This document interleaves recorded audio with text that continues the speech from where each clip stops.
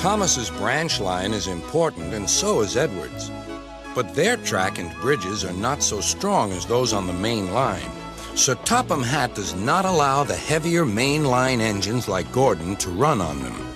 But one day, the way Gordon was talking, you would have thought Sir Topham Hatt had given this order for quite another reason. "It's not fair," grumbled Gordon.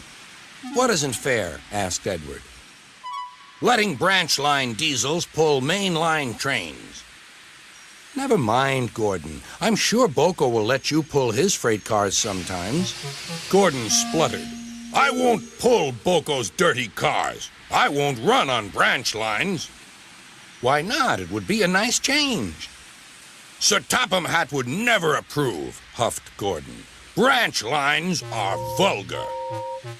Gordon puffed away. Edward chuckled and followed him to the station.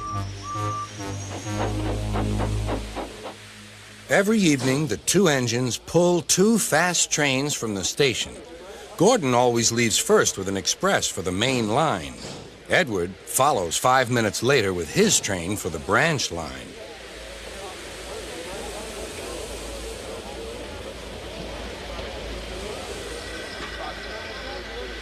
Usually, everything runs like clockwork, but tonight there was trouble. A lady in a green floppy hat was saying goodbye to a friend. It was nearly time for Gordon to start. The fireman looked back towards the conductor's van and saw something green waving. "Right away, mate." He thought the conductor had waved his flag. Gordon started, leaving luggage, his passengers, and the conductor all standing on the platform. Everyone was very surprised and cross.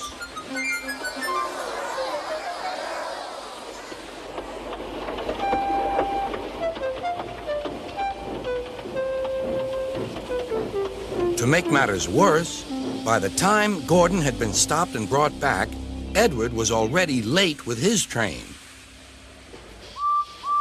So now he set off first. But the signalman at the junction wasn't told about the change. By mistake, he sent Edward along the main line. Gordon was sent along the branch and arrived cold and cross on one of the sidings near the harbor.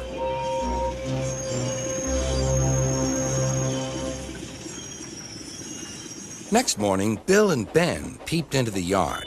There were no cars for them, but they didn't mind that.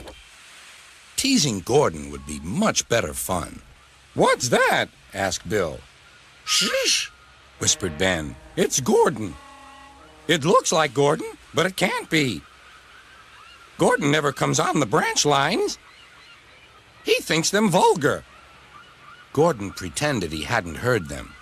"If it isn't Gordon," said Ben, "it's just a pile of old iron, which we'd better take to the scrapyard." "No, Bill, this lot's useless for scrap. We'll take it to the harbor and dump it in the sea." Gordon was alarmed. "I am Gordon. Stop! Stop!" When Boko suddenly arrived, Gordon thought him the most beautiful sight he had ever seen. "Boko, my dear engine, save me!"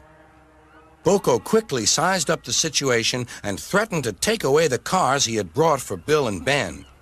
This made the twins behave at once. Gordon thought Boko was wonderful. "Those little demons, how do you do it?" "Ah, well," said Boko, "it's just a knack."